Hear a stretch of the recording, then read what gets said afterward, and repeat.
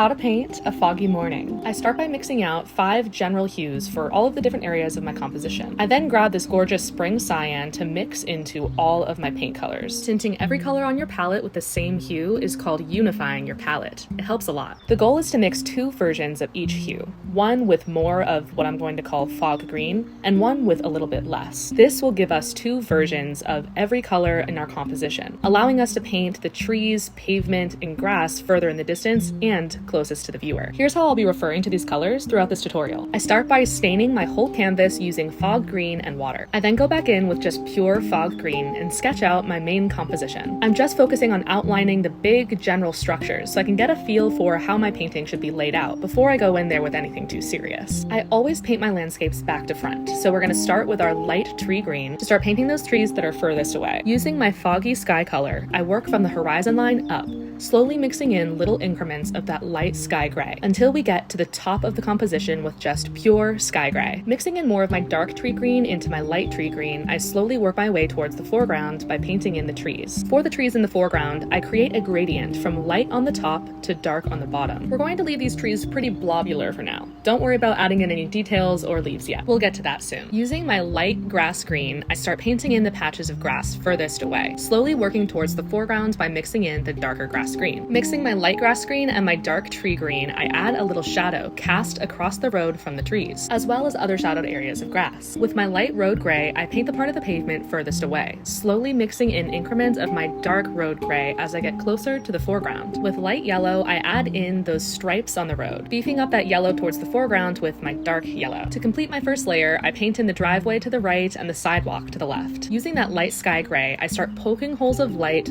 through the leaves in the trees, carving out details using light. With just a little paint on my brush, I dry brush over the background trees to push them even further into that fog. Mixing my dark tree green and my light grass green, I add some greener foliage poking through in the front of that fog wall. With a light road gray on a thin, long liner brush, I paint in power lines crossing the street in front of us. Using that same gray, I paint in the telephone poles that they connect to, making sure to add dimension and shadows by mixing in more of that dark road gray. Make sure these telephone poles get shorter as they get further into the distance, and that the power lines get foggier as they go in the distance and darker as they're in the foreground. You'll also want to make sure that the power lines in the foreground are just a little bit thicker than the ones far away, and heads up, you'll need a steady hand for this, which I don't have. After adding some final details like warm headlights piercing through the fog, or wet tire tracks on the pavement in front of us, we have finally completed our foggy morning landscape. I can't wait to see you guys try this out. And to learn how to paint anything you want, check out my course on Domestika.